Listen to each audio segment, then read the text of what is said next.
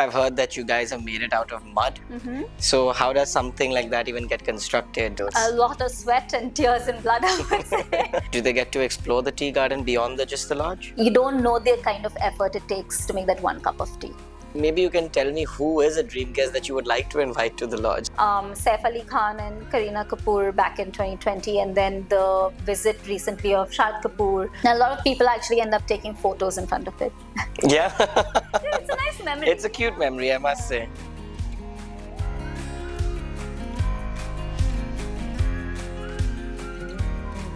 Today on Host Diaries, we're taking you to the lush foothills of the Dauladar Mountains in Himachal Pradesh, into the heart of a 500-acre tea estate that blends legacy, sustainability, and soul.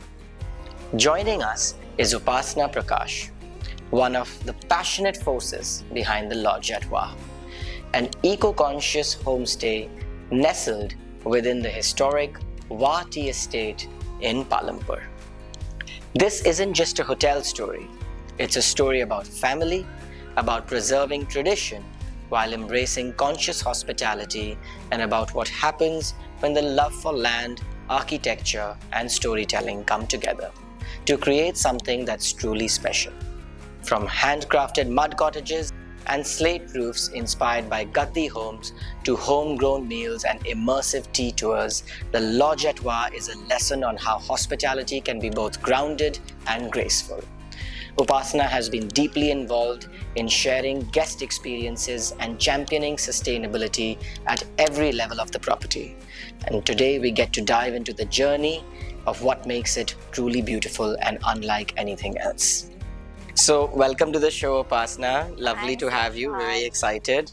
Very excited to be here. So, why don't you start off by giving us a little bit of background about the Lodge at Wah, some history about it, and what made you sort of take this leap of faith of converting your tea garden and allowing strangers to come and stay at your property? So it all started with my father-in-law, Deepak Prakash. He wanted to build a space of his own in a place that was eco-friendly and built in an eco-friendly manner as well. So while we've always had the tea estate, it's been in the family since the 1950s, we've never really had a house that spoke to him. I think about 2010, he decided that he's going to go in and begin this journey of creating a space for himself. And of course, there was a pretty long journey that led to the final completion of the house. When we saw it, we realized that he had underestimated the amount of space he's creating, and it was turning out to be much larger than we thought. And we figured around the same time, my husband Surya wanted to move to the tea estate to be able to see how it actually runs on ground instead of just being able to look more from like the sales point of view. And we decided, this is the perfect opportunity. We can do it both simultaneously, where we are starting the lodge and welcoming people from around the world, and at the same time being able to look at the ground level for the tea as well. So it all started with tea and wanting to move towards the tea garden, but then also creating a kind of lifestyle that we wanted. Did you always know you wanted to become a host, or something that just came organically? Not at all. I mean, I've done my BBA and MBA in finance, so I was following the full finance track. I was going to be working in Bombay, and I think it was only after we got married. In fact, even in Cal, I was, I just started working, and then one day I get a call from Surya, and he's like, this was like probably 3 months into our getting married and my move to Calcutta, and he's just like, you know what, I've decided to move to Palampur because I fought with dad and I want to go and run the tea estate from the ground level. And so what do you want to do? Do you want to stay in Calcutta or come? I was just like, okay, those are two really difficult choices. But I think then I said that, okay, you know what, let me see what living there will be like. We weren't planning to stay for a very long term. That first time that we went there, we thought we'll just do like a couple of months, not even a couple of months, like a month or so. But then a month turned into 2 months, 2 months turned into 3. And then we realized, you know what, we really like it here. And we were able to do the final completion of the house while we were there. So that also kind of added it. Like it's become like our baby project in that sense. Nice. So tell me about the house. I've heard that you guys have made it out of mud. Mm-hmm. So how does something like that even get constructed? Mud, slate, and all of these other materials. A lot of sweat and tears and blood, I would say. So again, dad-in-law did a lot of research. He wanted to build it in the traditional Kangri architecture manner. And to do that, he had to study the homes that these Gaddi tribes, which are basically mountain tribes that live, like, the goat herds that live in the mountains. He wanted to see how they build their homes. So he would actually drive up to the mountains. He would see how they build their houses. There was, at one point, he was telling us how he had gone to someone's to see that house, and the guy was carrying firewood into his house on the first floor. And dad was like, why are you taking it up the first floor? It's easier for you to be on the ground floor and use that for cooking. He said, no, but we keep our cattle on the ground floor, and our entire house, including the flooring on the first floor, is made of mud. So the heat from the cattle rises, heats up that floor, and because we are cooking with firewood, the mud walls basically take in all of that heat and over the night emit it slowly. So it's like a natural heating. Yes, and of course, because it's mud, during the summer, it's a natural cooling as well. Oh, lovely. So it works like that, and that's when he said, okay, you know what, these are the kind of materials and method of building that I want to take up. So we use a lot, and slate, of course, because it's such a local material there, and the slate roofs really do look very, very lovely. So he said we'll do a full slate roof. And the doors and windows, he got very lucky because he basically was driving past in Palampur, there was this old Palampur court. And they were breaking that down to build a new court. And all the doors and windows and basically all the wood was lying there, and he could smell that cedar. The cedar has a really particular smell to it, and a very beautiful smell. So he asked the guys there that, what are you planning to do with all of this wood? And he said, we'll probably auction it off. So he said, what if I buy the whole lot? He said, yeah, we're open to that. So he actually picked up the whole lot. So all our doors and windows in the Palampur, in the lodge, are actually from the old Palampur courthouse. And there's one room that we call the court room, which has the banister of the balcony as the old witness box stand from the Palampur courthouse. Oh, really? Yeah. Oh, that's very cool. That's a fun story. I've heard that it's a very eco-friendly property, right? That's something that you all value. Correct. Paramount. So how is it that your property is so eco-friendly, and what are the sort of things that you all do to make sure that you all are preserving the environment? Yeah. So see, for us, it wasn't just being able to say that we have a sustainable property. This is our life. This is the way we want to live.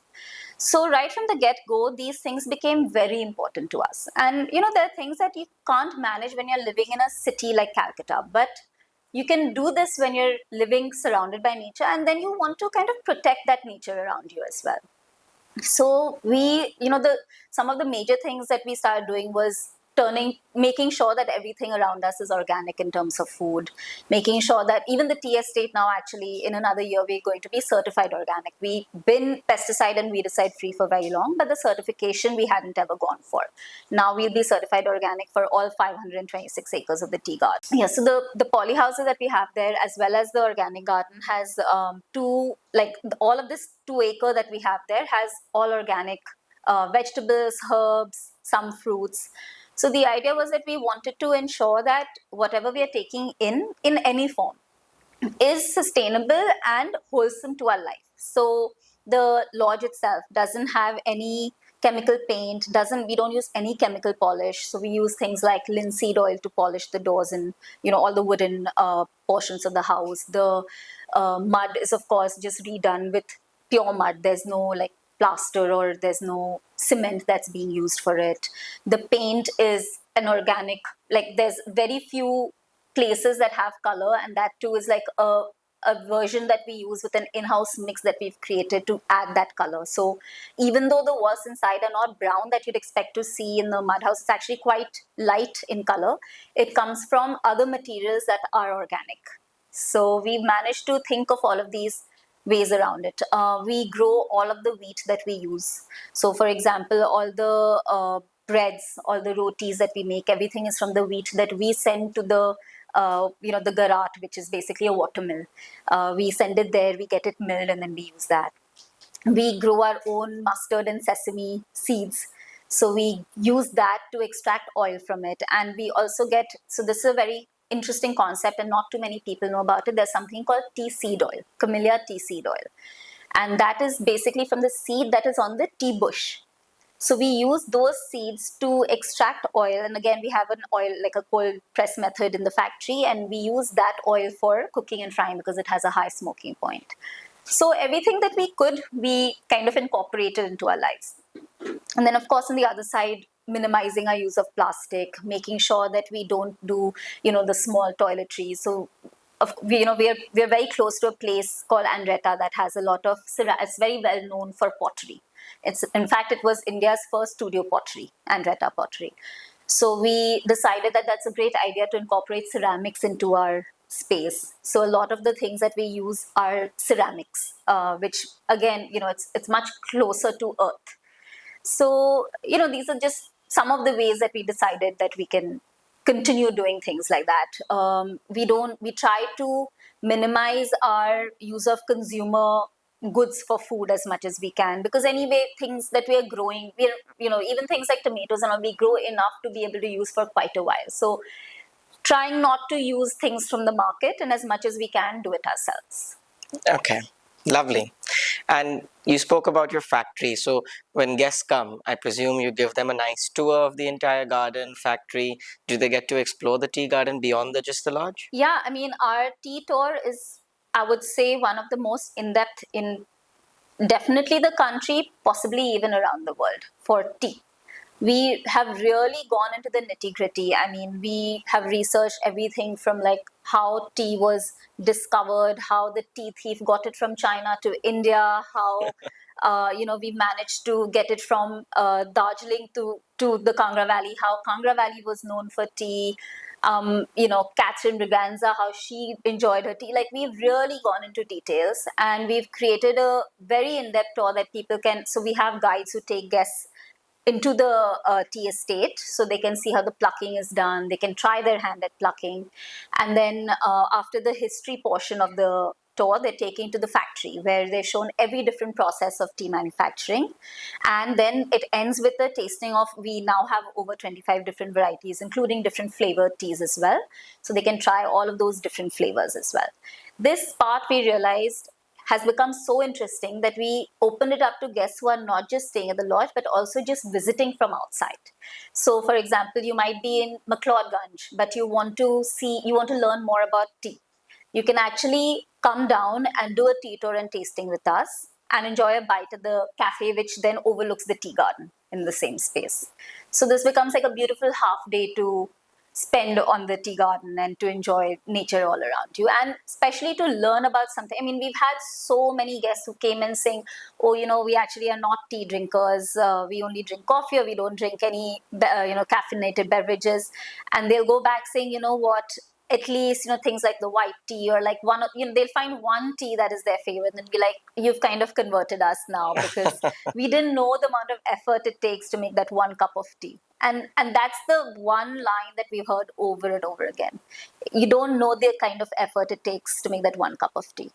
It's actually quite incredible, and I love that people can appreciate it and then take that little bit back home with them and continue that, whether it is awa tea or whether other teas. The point is that we've converted someone to become a tea drinker.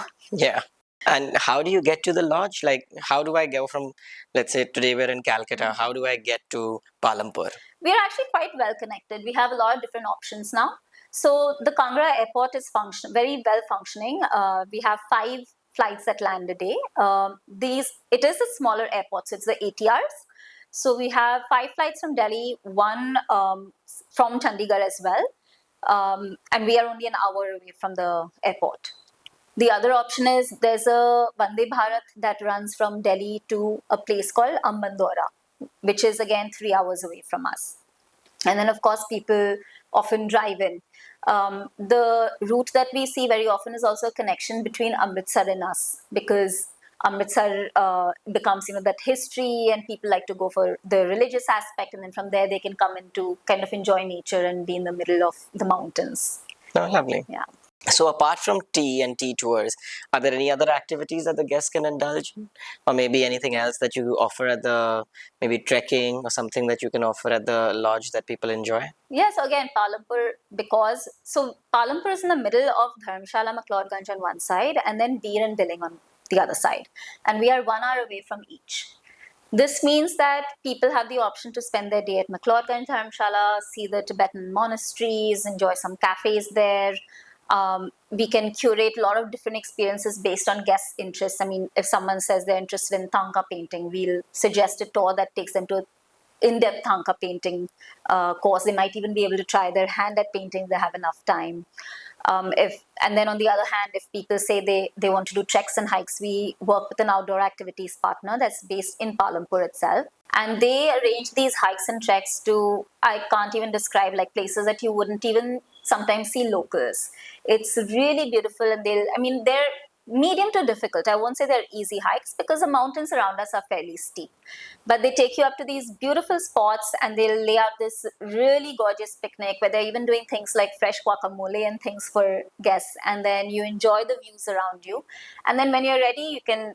They have different variations where you could choose to trek down or take a jeep down, depending on what kind of activity you prefer.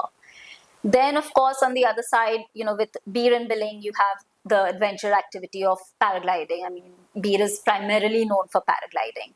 Even if you're not choosing to do paragliding, there's many cafes in that region. People enjoy going to Andretta, that's only 15 minutes away from us. So people enjoy going there for pottery. So people sometimes do even like a day-long pottery course. So yeah, there's something for everyone. And I've realized over time that because there's so many options, it's also easy, and because we live there, it's easy for us to kind of customize and suggest things basis someone's interest. Yeah. There's someone who does these amazing cycling tours in the valley, so if people like to do cycling, they can take them to these waterfall areas. So there's a lot to do.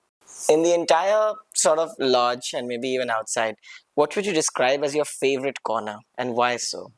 That's a tough question because I think I just have so many, but maybe towards where we have a yoga shala that has like a view of the mountains right in front, and a lot of times we set up a picnic in that space, and or people can do yoga in that space. And I think it's surrounded by tea gardens, so it's like a 5-minute walk, which means that not just anyone can go up there, but at the same time it's accessible, and then you have the entire beauty of the mountains in front of you. And the Dauladars are so gorgeous because you're in, basically, even though we're at 4,000 feet, it's the valley, and then you're seeing the mountains pretty much rise steeply in front of you, so it looks really beautiful. And then it's for about 6 months of the year you're seeing snow-capped mountains as well, so it changes the view even more so.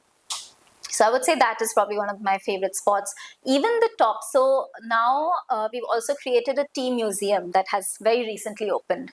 This museum has all the different information, posters about tea, a lot of different details. And then we also have these display cases that have a lot of different artifacts related to tea. So it could be like different cups from around the world, different ways to drink tea, all of that. And above that, there's a viewing deck that we've created that again has a really great view of the mountains. You can see the green of the tea garden just like spread out in front of you. So that again is a very beautiful spot to be in. And this tea museum, so do people get to learn about the history of tea, or exactly what is it in the museum that you're getting to know? So it actually again walks you through the different aspects of tea. So it could, like, some of the information will pertain to the history because there is a lot of history with tea.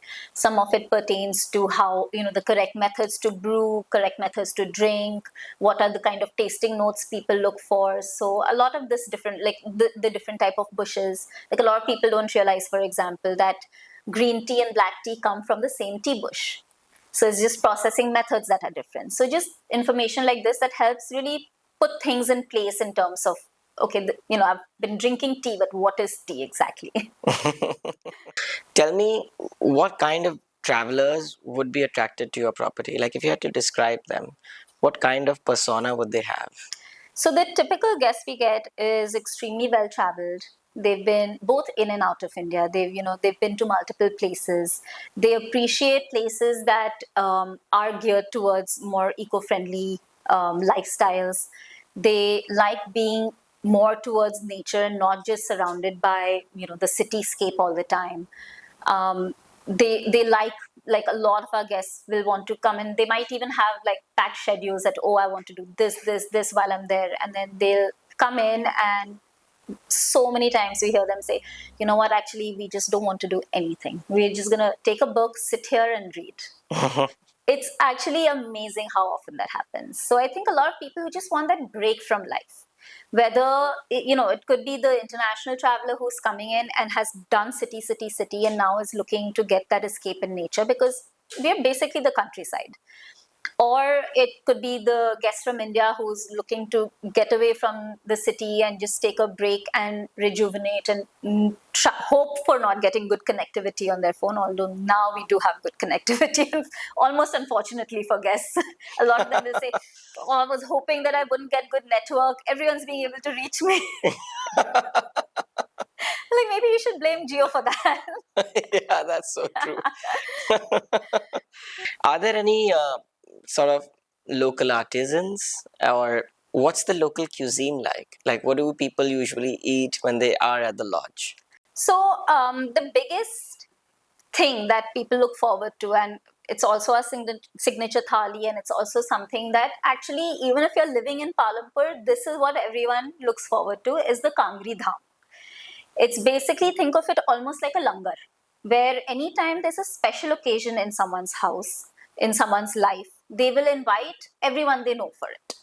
And it could be, it's basically rice served with different types of gravies. It could be dals, it could be like a madra gravy, which essentially is a dahi based gravy. It could be what they call a khatta, which is got walnuts and it's got that little bit of like that khattapan to it. So it depends on what you're serving, but it could be like, if someone can't afford it in the village, they'll serve only 3 different items with rice. But depending on how much you can afford, you make sure you're still inviting everyone you know. So your guest list could still be like 100, 200 people. In fact, I've heard of weddings, like one of our people on the team in the lodge had a wedding with 2,000 people being invited. So, depending on how much more you can keep affording, you keep adding these additional items to it. And it's such a unique feature to the region because it's something that you can't try. And I mean, that's true for a lot of places in India. Every region has its own taste and culture, and the difference is kind of palpable. And it's the same thing for us. It all started, and I'll tell you the little bit of the history with the Kangri Dham as well. But first, let me tell you like how we do it at the lodges. We'll serve it with rice. We'll serve about 7 to 8 different types of curries. We also serve rotis because we know that not everyone enjoys it. Although in a typical dham, you don't get rotis because the idea is that you come, you eat with your hands, and then you just leave. And it's served on pattaka plates traditionally. We do it on kansa because kansa again is supposed to have very good Ayurvedic properties for you. So it's good for you to be able to eat on that. But traditionally what happened with dham is it was introduced by the kings of this region. So the Kangra Valley, the kings from there said, why should, and at that point it was actually all part of Punjab. So you had Punjab as the state and the neighboring state was Kashmir. And they said, why should our food be any less rich than the Kashmiri kings? So they started incorporating so they had the basic dals and the lentils and all of that from Punjab. But then they started incorporating some of the cooking methods of Kashmir and some of the ingredients from that. So the khatta that I was talking about, that has whole walnuts that you burn in the shell. And the ink, the walnut ink that you get from it, the syahi as they call it, is used for coloring and flavoring the food. Then the madra, which is a yogurt-based curry, the yogurt is added during the cooking process. So again, this is something that is done a lot for the Vazwan recipes. So these kind of things that they borrowed from the Kashmiri kings, but this is traditionally it's a vegetarian meal, and in fact it's cooked by Boti Brahmins. Oh. So it's because a lot of times it's for religious festivals or pujas or something like that. So you serve it and it's only cooked by the Boti Brahmins. In fact, the chefs that we have at both the lodge and the cafe who cook the dham are Botis. Okay. So the idea is again to keep it as traditional as possible. We have an entire outdoor cooking unit in both the cafe as well as the lodge, where you cook over wood fire. We didn't want to cook it on the stovetop because traditionally you're supposed to cook it on wood fire, and the taste and the flavors that develop over with the slow cooking on wood fire is absolutely different. and you really enjoy that. So we started doing that. We use the traditional vessels, which is like copper or like earthen pots, things like that. So we still use all of that as well. And if somebody doesn't want to eat this, can they have anything else? Yeah, I mean, see, with 6 rooms, the beauty is that we can be very flexible. Yeah. 6 rooms in one. Then now we added the second property, the lodge at Kandbari, that has 4 rooms.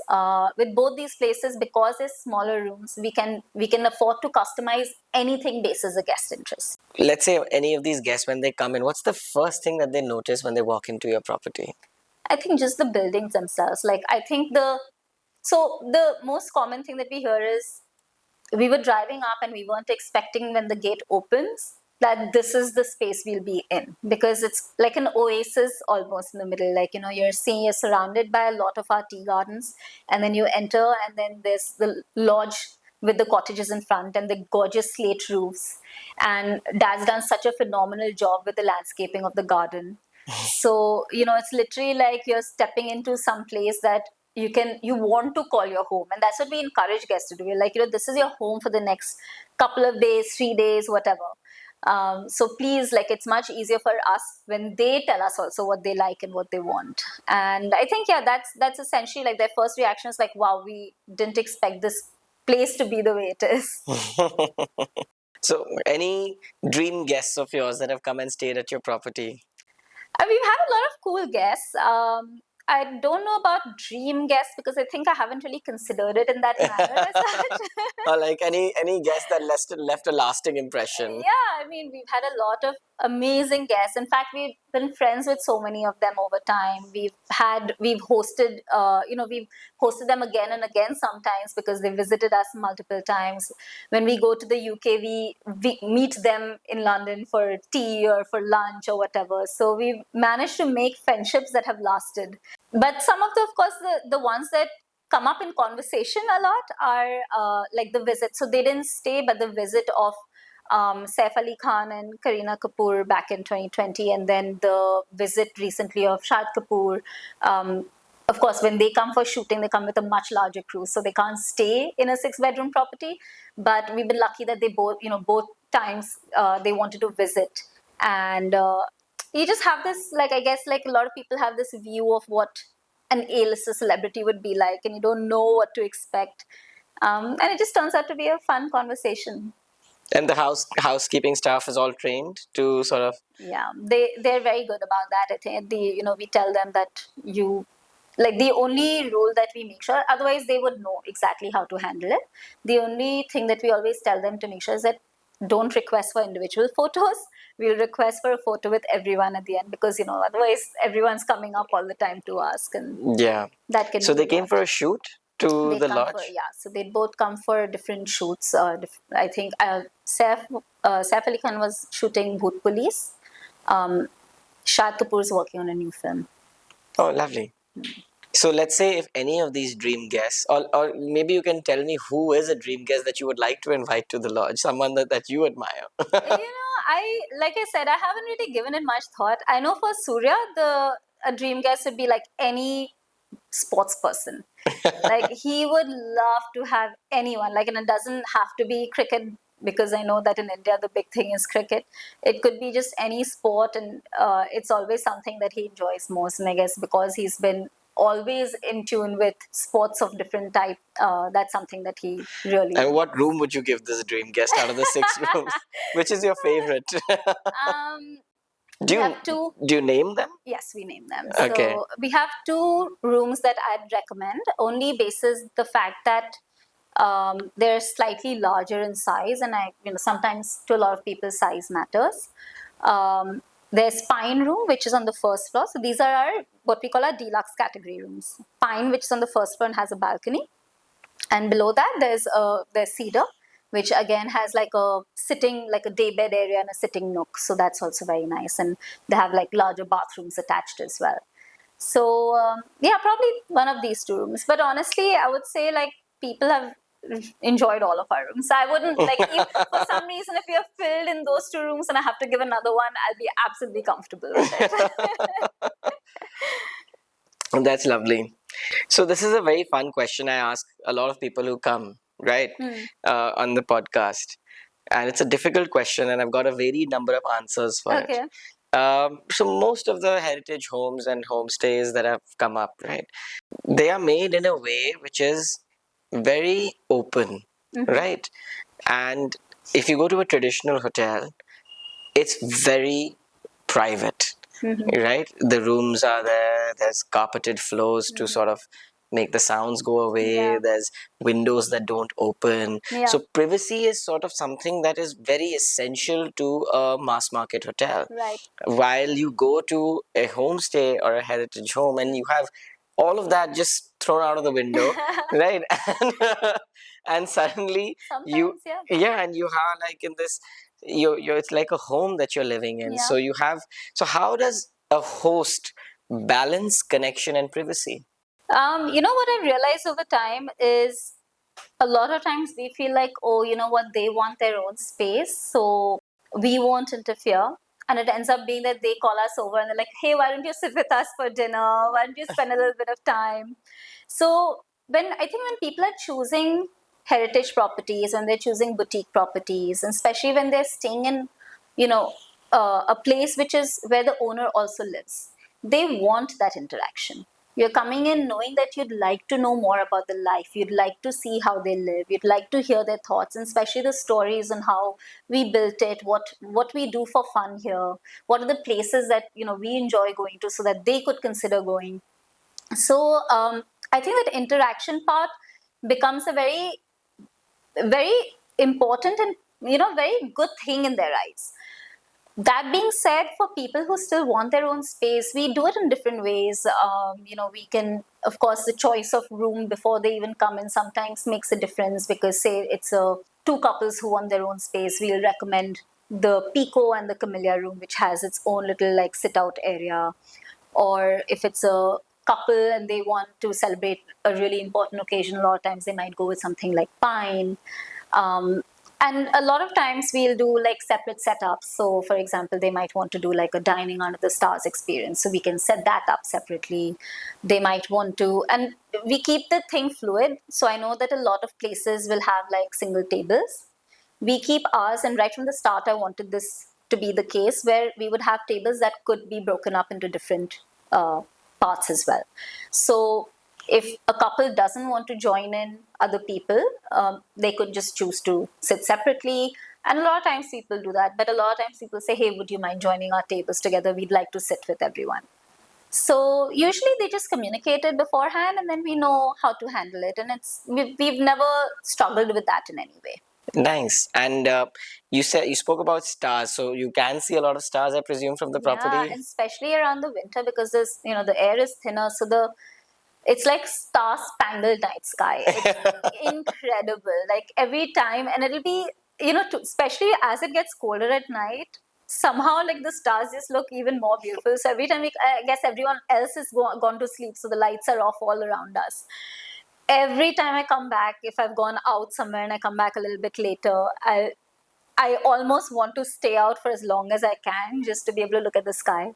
And then I'm usually freezing and have to run back in.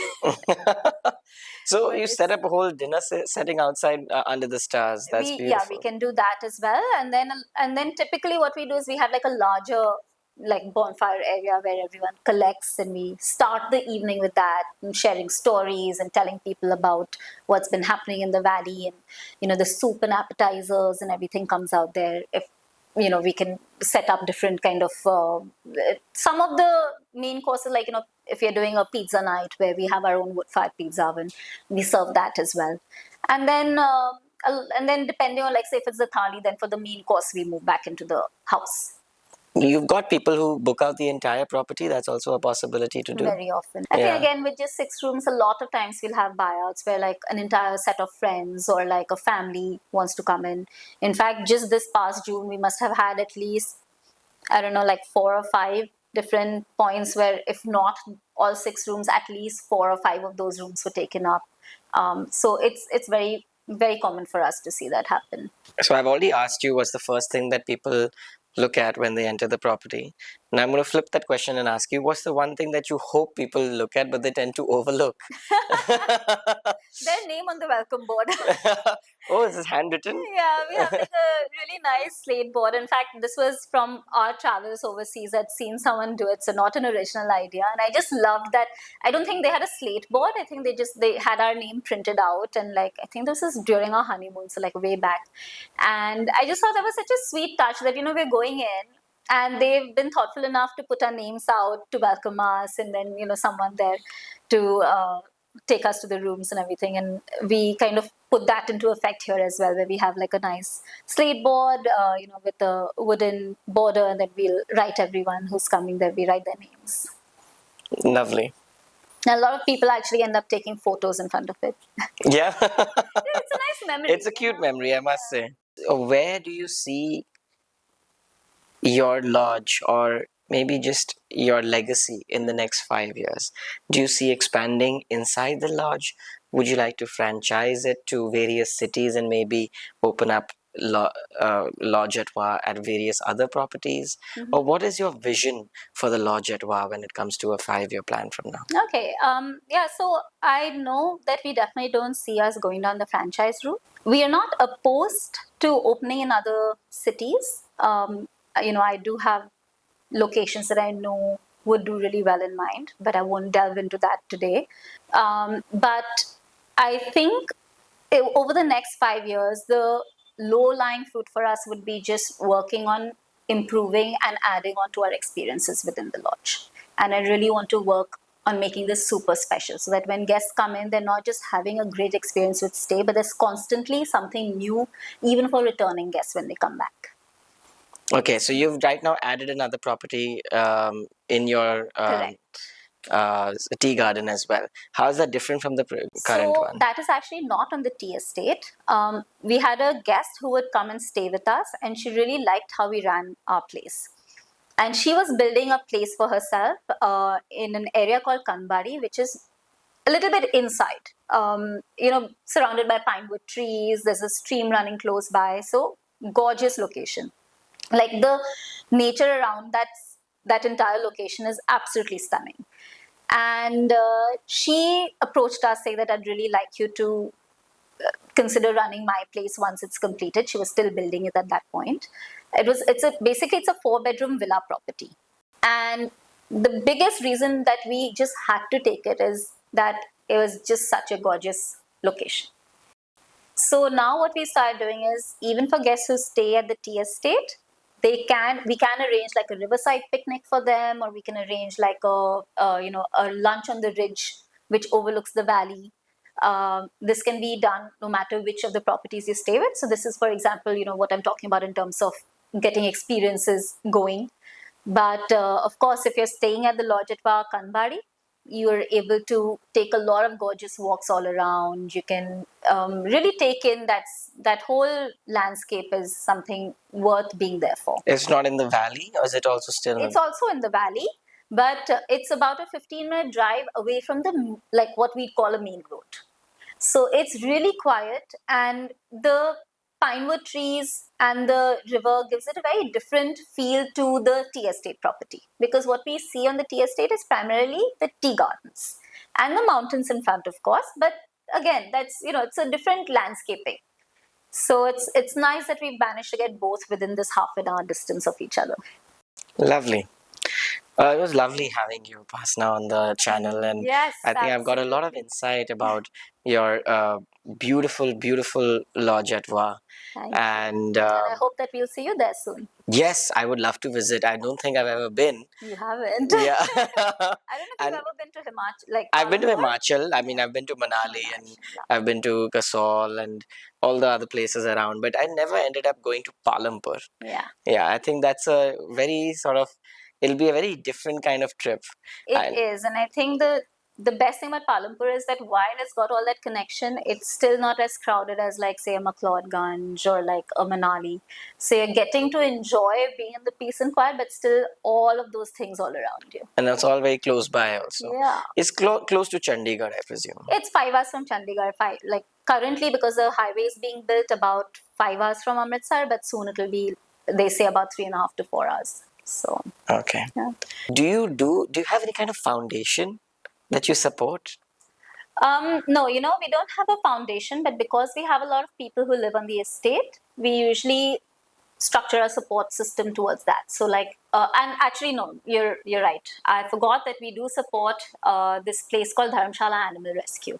So we actually have a rescue dog called Lily, who's also from there, and this they do such amazing work. They're based in Dharamshala, but they've come all the way to Palampur to us to help us with the dogs in the factory as well, because we have some strays there and we wanted to get them neutered and spayed. So it's been really nice, because then, and we have like a little like a box at the tea estate as well. So if people are coming for the tour and tasting, they want to donate anything, they can. And for the people who stay with us at the lodge, they obviously meet Lily all the time. So they often ask if there's a way they can donate to Dharamshala Animal Rescue. But our personal efforts, a lot of it is geared towards the people who actually stay on the estate itself. And the people who work in the lodge, are they local people? They're all local. Our entire team is 100% local, actually. How did you go about training them? With a lot of time and patience. The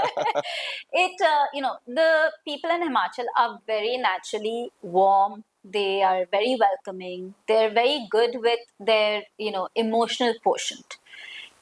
After that is just a matter of being able to brush up their skills on how to pour a beverage, or like where to pick up the plate from, or how to set up the table and what side the fork and spoon should be, and all of those things.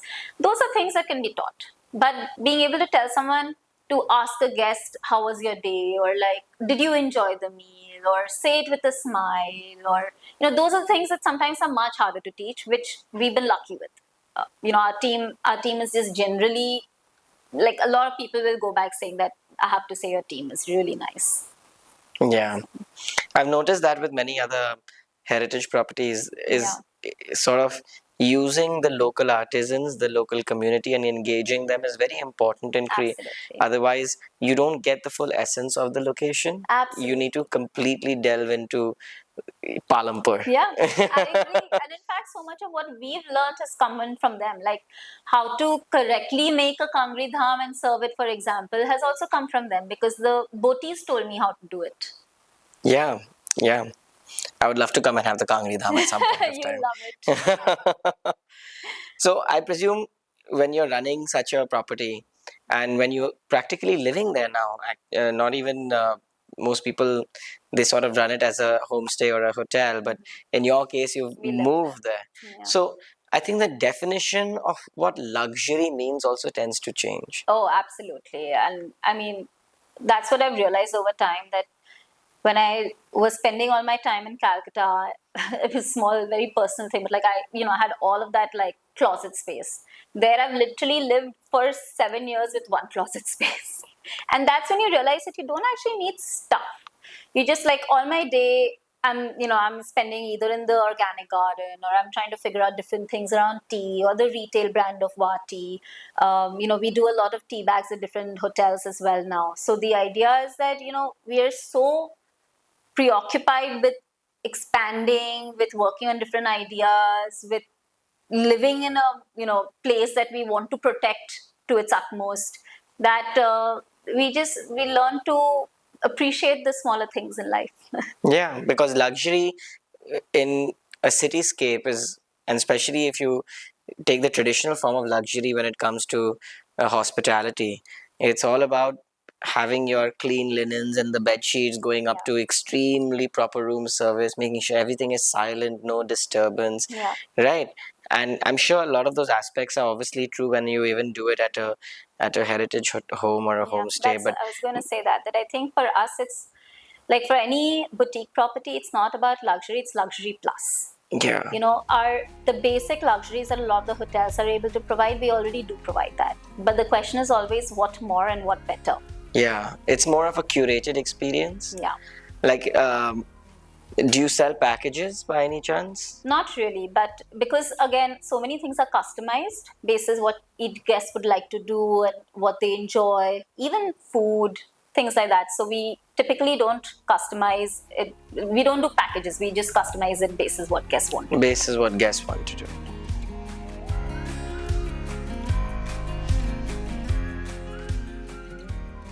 What's always on your breakfast menu, no matter what, in the lodge? Eggs Kejriwal. I think that has been tried and true and everyone loves it. Early check-ins or late checkouts? What's more stressful? Early check-ins.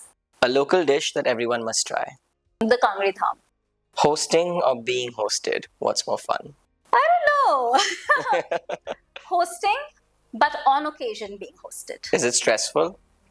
No, neither is. Neither being hosted or hosting. Neither of them is stressful. Room service or buffet? Neither.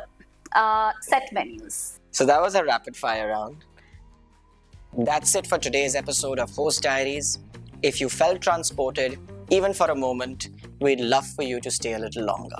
Hit that like button if this story spoke to you. Subscribe to join us on more journeys across India and tap the bell icon so that you're the first person to know when a new episode drops.